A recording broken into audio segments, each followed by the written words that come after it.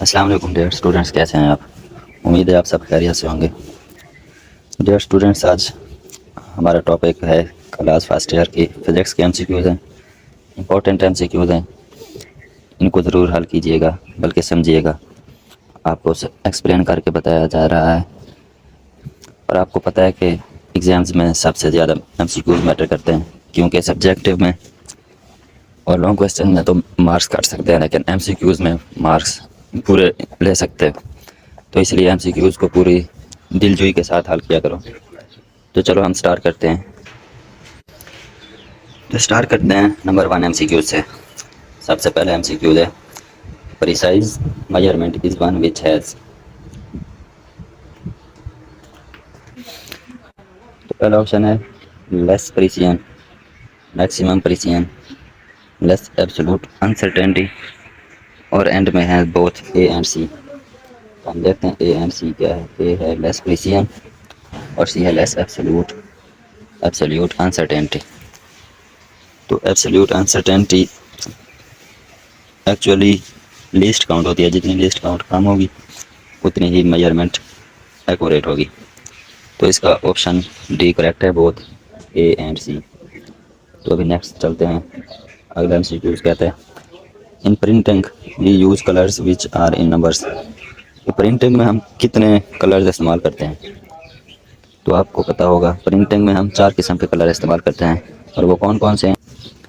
वो ये कलर्स हैं, यहाँ पे आपको दिखा देते हैं। ये डब्बा बनाया गया है CMY के कलर मॉडल। ये है सयान, मैजेंटा, वैसे येलो के मतलब कि यानी कि ब्लैक। ये 4 कलर्स हैं हम इस्तेमाल करते हैं प्रिंटिंग में। इसके आगे अगला एमसी ये देखते हैं कि least count of a metre rod is. Next MCQ है लीस्ट काउंट, मीटर रॉड की लीस्ट काउंट कितनी होती है? तो मीटर रॉड की लीस्ट काउंट होती है 0.1 सेंटीमीटर। आपने पहले भी पढ़ा होगा लीस्ट काउंट स्मॉलेस्ट वैल्यू होती है किसी भी इंस्ट्रूमेंट पे जो मेजर की जा सकती है। अभी नेक्स्ट है absolute uncertainty of screw gauges. कि स्क्रू गेज की एब्सोल्यूट अनसर्टेनिटी क्या है? तो याद रखिएगा absolute uncertainty of screw gauge is 0.01 millimetre, और ये ही इसकी लिस्ट काउंट है। लिस्ट काउंट है और एब्सोल्यूट अनसर्टेनिटी सेम ही होती है। अभी नेक्स्ट कहता है any measurement taken from an instrument will be more precise if an instrument has. कि किसी इंस्ट्रूमेंट की मदद से मोस्ट प्रिसाइज मेजरमेंट लेने के लिए इंस्ट्रूमेंट के लिए क्या मतलब ज़रूरी चीज़ होनी चाहिए? सबसे पहले कहता है लार्ज एब्सोल्यूट अनसर्टेनिटी, दूसरा स्मॉल लिस्ट काउंट, तीसरा बोथ, चौथा नन ऑफ दीज। तो large absolute uncertainty, small list count. तो आपको पहले भी बताया कि जितनी कम से कम लिस्ट काउंट होगी किसी मेजरमेंट इंस्ट्रूमेंट की, तो उससे ज़्यादा एक्यूरेट जो है मेजरमेंट हम ले सकते हैं। और लार्ज एब्सोल्यूट अनसर्टेनिटी तो इससे बिल्कुल ही मुख्तलिफ है, मतलब अपोजिट है। इसलिए इसका आंसर है स्मॉल लीस्ट काउंट। अब अभी next MCQ there are 4 readings of a micrometer to measure diameter of a wire. कि एक जो तार का डायमीटर मेजर किया गया माइक्रोमीटर की मदद से, तो उसकी ये 4 रीडिंग्स है 1.23, 1.25, 1.21, 1.23। तो इसका मेन डायमीटर कैसे फाइंड करेंगे?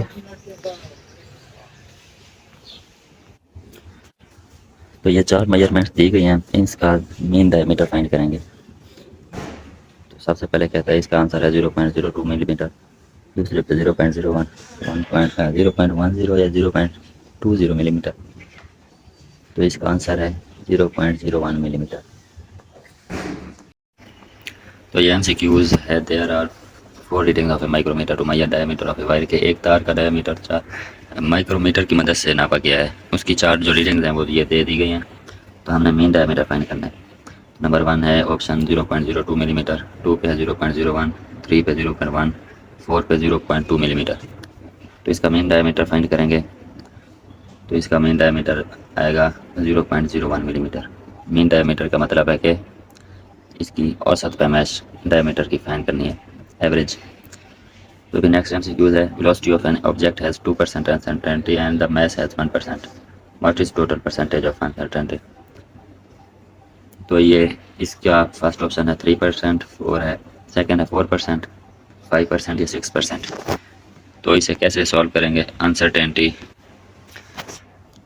इसे सॉल्व करने के लिए हमारे पास हमें पता है काइनेटिक एनर्जी का फार्मूला होता है हाफ एम वी स्क्वायर। तो इसकी अनसर्टेनिटी फाइंड करने के लिए सबसे पहले इसे डेरिवेटिव इसका निकालेंगे। डेरिवेटिव थोड़ा समझने में मुश्किल है, लेकिन जो मैथ के स्टूडेंट्स हैं उनके लिए सब बड़ा आसान होगा। तो ये मैथ फर्स्ट ईयर की आई थिंक मैथ में है डेरिवेटिव। तो किसी भी तरह से ये हमारे पास फार्मूला आ जाता है del K over K is equal to del M over M plus 2 into del V over V. जब K is equal to half M square का डेरिवेटिव लेंगे तो ये आ जाएगा। तो जब इसका परसेंटेज निकालेंगे तो दोनों तरफ से मल्टीप्लाई बाय 100 कर देंगे। अब डेल एम ओवर एम ये है uncertainty percentage uncertainty of math, उसने वैल्यू दी हुई है हमें 1, और ये 2 फार्मूले का है, और ये del V over V percentage दी गई है 2 इंटू 2 करेंगे ये आ जाएगा 4 + 1 5%। तो ये हमने सॉल्व करके दिखा दिया है अनसर्टेनिटी परसेंटेज अनसर्टेनिटी। तो इसका आंसर आ गया 5%। नेक्स्ट क्या कहता है total assessment of uncertainty in the final result obtained by multiplication and division. के final result multiplication and division की मदद से जो हम हासिल करते हैं उसकी अनसर्टेनिटी की असेसमेंट हम कैसे फाइंड करते हैं, उसके लिए हम क्या करेंगे एड परसेंटेज अनसर्टेनिटी। हम पीछे लास्ट क्वेश्चन में हम इसे सॉल्व कर चुके हैं। ये मल्टीप्लिकेशन हो रहा था एम वी स्क्वायर, लेकिन लास्ट में हमने जब परसेंटेज अनसर्टेनिटी को सॉल्व किया तो इसे ऐड कर दिया। यही क्वेश्चन में पूछ रहा है MCQs में, इसका आंसर आ गया ऐड परसेंटेज अनसर्टेनिटी। तो अभी नेक्स्ट सॉल्व करते हैं। Length of A side of A cube is 20 millimetre, its volume is कि एक क्यूब की एक साइड की जो लेंथ है 20 मिलीमीटर है, इसका वॉल्यूम कितना होगा। तो इसका volume 80 millimetre cube 8 centimetre cube या 8 metre cube 800 metre cube. Volume find करने के लिए हमें पता है इसे 3 मरतबा मल्टीप्लाई करते हैं। इसे जब 3 मरतबा मल्टीप्लाई करेंगे या तो ये आ जाएगा 8000 मिलीमीटर क्यूब, जो कि इसमें नहीं है। तो इसमें सेंटीमीटर में दिया गया है, तो 20 मिलीमीटर को पहले सेंटीमीटर में कन्वर्ट करेंगे, ये आ जाएगा 2 सेंटीमीटर। अब 2 सेंटीमीटर को 3 बार मल्टीप्लाई करेंगे 2 इंटू 2 इंटू 2, ये आ जाएगा 8 सेंटीमीटर क्यूब। तो इसका आंसर आ गया 8 सेंटीमीटर।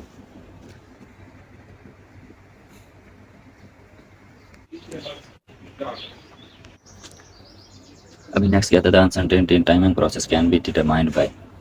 तो इसका dividing the least count of timing device by number of vibrations. आपने स्टेटमेंट देखी होगी बुक में,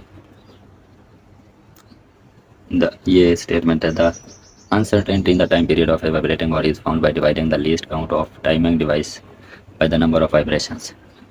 तो नीचे फार्मूला भी दे दिया गया है, आप इसे याद कर लें। अभी नेक्स्ट MCQ की तरफ चलते हैं। कहते हैं the percentage uncertainty in measurement of mass and velocity are 2% and 3%। The maximum uncertainty in the measurement of kinetic energy. तो इसका आंसर है percentage uncertainties are added. Same last question जो हमने 1% जो मैथ्स का उसने दिया था और 2% वेलोसिटी का परसेंटेज अनसर्टेनिटी दी थी और उसे हमने सॉल्व किया था। एंड पे हमने परसेंटेज अनसर्टेनिटीज को ऐड कर दिया था। वही स्टेटमेंट MCQ में पूछ रहा है। अभी नेक्स्ट पूछते हैं dimension analysis helps in number 1 deriving the formula to convert one system of unit into the other to confirm the correctness of any physical equation। और नंबर 4 पे है ऑल ऑफ दिस। तो इसका आंसर है all of this. Dimension analysis से हमें इन सब को फाइंड करने की हेल्प मिलती है। तो नेक्स्ट क्या रहता है डायमेंशन ऑफ फोर्सेस के, फोर्स की जो डायमेंशन क्या होती है। तो फोर्स की डायमेंशन कैसे फाइंड करेंगे, हमें पता है फिज इक्वल टू होता है M में किलोग्राम मीटर पर सेकंड का स्क्वायर। तो किलोग्राम जो है वो मास है, मीटर जो है वो लेंथ है, पर सेकंड का स्क्वायर ये आ गया टाइम -2 t-2। तो ये डायमेंशन ऑफ फोर्स आ गई। अभी नेक्स्ट क्या था physical quantity pressure in terms of base unit, कि प्रेशर का जो यूनिट है वो क्या होगा। तो प्रेशर होता है force per unit area. Force का समझें तो फोर्स होता है एम मतलब किलोग्राम मीटर पर सेकंड स्क्वायर, ओवर एरिया का आ जाता है मीटर स्क्वायर। तो ऊपर है मीटर, नीचे है मीटर स्क्वायर, तो ऊपर वाला मीटर कैंसिल हो जाएगा, नीचे 1 मीटर रह जाएगा। तो ये आ जाएगा किलोग्राम, जो नीचे मीटर रह गया जब डिवीजन इसकी ख़त्म करेंगे, मतलब इसे नोमिनेटर में ले आएंगे तो इसकी पावर -1 आ जाएगी। तो ये आ जाएगा किलोग्राम पर मीटर पर स्क्वायर, पर मीटर पर सेकंड स्क्वायर, मतलब किलोग्राम मीटर -1, ये इसकी पावर है, सेकंड की पावर -2। अगर आपको वहाँ से अगर समझ नहीं आया तो ये यहाँ पे लिखा हुआ है, ये ड्राइव किया गया है, pressure is equal to F over A, और यहाँ तक ये है किलोग्राम पर मीटर पर सेकंड स्क्वायर, यहाँ से आप देख सकते हैं। अभी नेक्स्ट कहता है dimension of frequency same that of, कि पहले तो हमें सबसे पहले फ्रीक्वेंसी के डायमेंशन का पता होना चाहिए। फ्रीक्वेंसी इज इक्वल टू होता है 1/T, मतलब टाइम माइनस टाइम, 1/T मतलब पर सेकंड।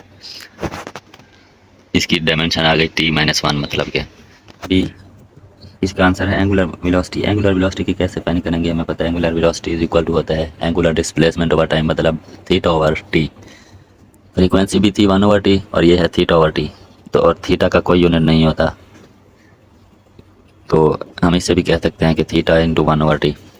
तो थीटा का क्योंकि कोई यूनिट नहीं है तो ये भी आ जाएगी पर सेकंड, मतलब टाइम T⁻⁻1। तो इन दोनों का जो डायमेंशन है वो दोनों की सेम आ जाएगी। अभी नेक्स्ट कहता है विच पेयर है सेम यूनिट, कौन से पेयर के सेम यूनिट्स हैं वर्क एंड पावर के। ये नहीं हो सकता क्योंकि जो पावर होती है वो वर्क ओवर टाइम होता है। और नंबर बी पे कहता है मोमेंटम एंड इम्पल्स। मोमेंटम हमें पता है product of mass and velocity, और इम्पल्स होती है चेंज इन मोमेंटम, तो इसका यूनिट सेम होगा। नेक्स्ट एमसीक्यू है mass is highly concentrated form of.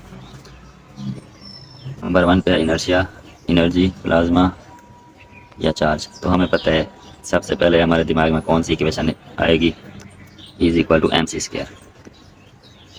इस इक्वेशन से हमें मालूम हो जाता है कि मास जो है highly concentrated form of energy है, तो इसका आंसर आ जाता है एनर्जी। अभी नेक्स्ट क्या आता है प्रेशर हैज़ डायमेंशन। प्रेशर की क्या डायमेंशन होती हैं, तो इसे हम सॉल्व करके देखते हैं कि इसकी क्या डायमेंशन होगी। हम पहले यहाँ तक आ चुके हैं कि pressure is equal to kilogram metre पर मीटर पर सेकंड स्क्वायर।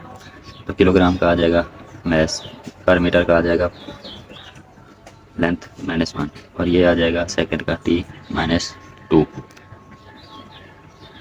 तो ये प्रेशर की डायमेंशन आ गई, आप देख सकते हैं। अगर समझ नहीं आई तो वीडियो को पॉज करें और इसे समझने की कोशिश करें। अभी इस एमसीक्यूज में कहता है ग्रेविटेशनल कांस्टेंट हैज़ डायमेंशन, कि ग्रेविटेशनल कांस्टेंट का क्या डायमेंशन होगा। तो इसे भी हम, क्योंकि थोड़ा सा लेंथ है, इसे भी सॉल्व करके देखते हैं। तो ये है ग्रेविटेशनल, हमें पता है कि F इज इक्वल टू होता है G m1m2/r², और इसमें जो G होता है ये ग्रेविटेशनल कांस्टेंट होता है।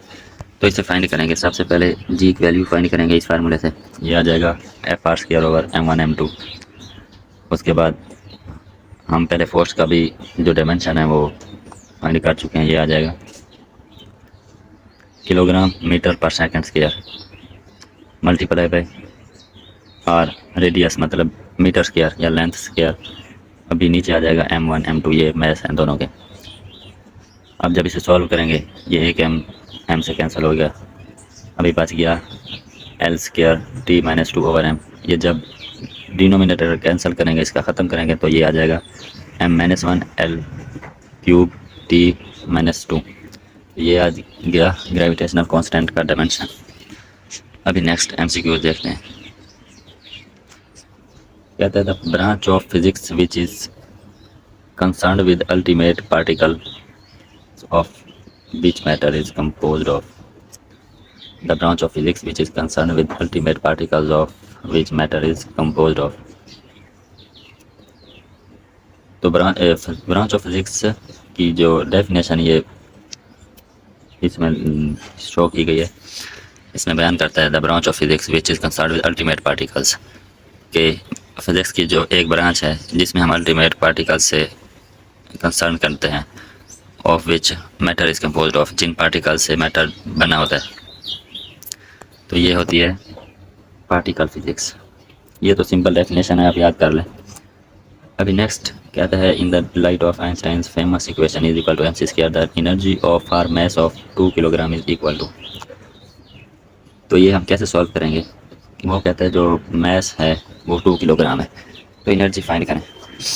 तो हम सबसे पहले सी की वैल्यू हमें पता होनी चाहिए। सी की वैल्यू क्या होती है? सी की वैल्यू होती है 3 × 10⁸। तो जब इधर इसमें दिया गया है सी स्क्वायर, मतलब 3 × 10⁸ का जब स्क्वायर लेंगे ये आ जाएगा 9 × 10⁻16। और जब इसके साथ m को, यानी कि उसने m की वैल्यू दे दी है 2 किलोग्राम, जब 2 को मल्टीप्लाई करेंगे 9 × 10⁻16 से, तो ये आ जाएगा 18 × 10⁻16 जॉल्स। जॉल्स एनर्जी का यूनिट है। अभी next dimension of power is, कि पावर का डायमेंशन अभी क्या है? तो ये सारी डायमेंशंस हमारा टाइम ज़ाय कर रही है। तो पावर की डायमेंशंस हमने इधर शो की है। Power let P is equal to होता है वर्क डन ओवर टाइम। तो वर्क डन का है F.D/T। तो फोर्स का हमने कई बार डायमेंशन फाइंड किया है, ये आ जाएगा mL/T-2 मल्टीपल है D डिस्प्लेसमेंट, इसका आ जाएगा लेंथ ओवर टाइम T। तो जब इसे सॉल्व करेंगे ये आ जाएगा mL²T-3। ये आ गया पावर का डायमेंशन।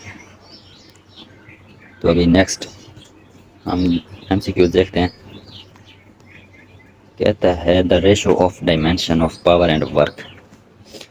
पावर एंड वर्क का जो डायमेंशन होगा उसका रेशो हम फाइंड करेंगे कि जो पावर होती है वर्क को डन ओवर टी होती है। तो जो भी हमें हमारे पास वर्क दिया होगा, फॉर एग्जांपल वर्क है 1, तो हम जब इसे टी से मल्टीप्लाई करेंगे तब हमारे पास आएगा पावर। तो हम इसे रिलेट करते हैं, हम इसके कैसे लिख सकते हैं? हमने पढ़ा है कि जो रेशो होती है वो डिवीजन होती है और जो प्रोपोर्शन होता है वो इक्वल साइन होता है, मतलब इसे हम लिख सकते हैं 1:T। तो यही क्वेश्चन में पूछा गया है हमारे से कि जो ratio of dimension of power and work को हम कैसे रिलेट कर सकते हैं। तो इसका आंसर है 1:T। तो नेक्स्ट कहता है कि relativistic mechanics was developed by. तो ये जो रिलेटिविस्टिक मैकेनिक्स है किसने डेवलप किया था? तो ये आइंस्टाइन। ये MCQs याद करने के लिए है, इसका हम एक्सप्लेन और तरह से तो नहीं कर सकते, प्रैक्टिकली तो नहीं कर सकते ना। तो अभी नेक्स्ट कहता है the dimension of √F/L/m is same that of dimension of, कि ये किसके इक्वल है? इसे हम सॉल्व करके देखते हैं कि ये किसके इक्वल है। तो ये दिया गया है, सॉल्व कर दिया गया है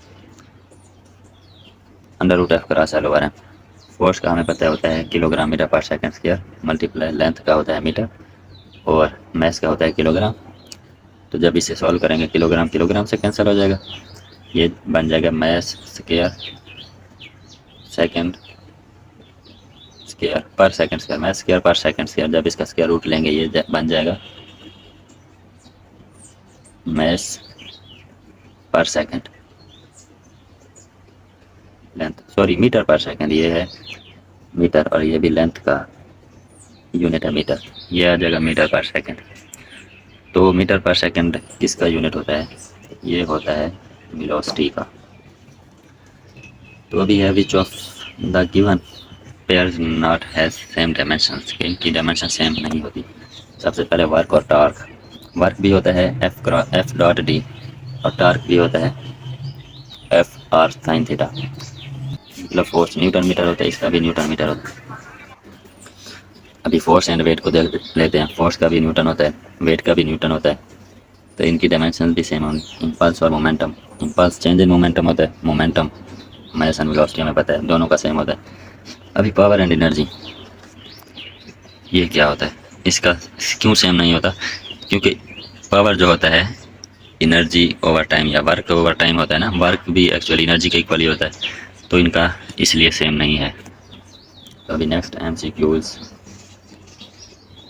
है M0L0L सॉरी T-1 इस डायमेंशन ऑफ, ये किस चीज़ की, मतलब सिर्फ T दिया गया है और वो भी माइनस में, मतलब 1/T है।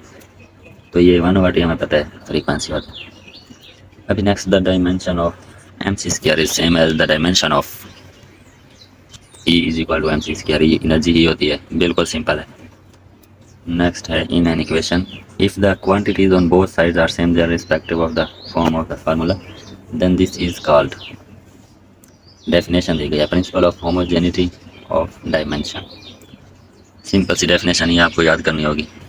तो इस हमारा चैप्टर 1 फर्स्ट ईयर का इसके MCQs हमारे सॉल्व हो गए। उम्मीद है आपको समझ आई होगी। अपना ख्याल रखिएगा, मिलते हैं फिर अगले चैप्टर के MCQs में। अल्लाह हाफिज़।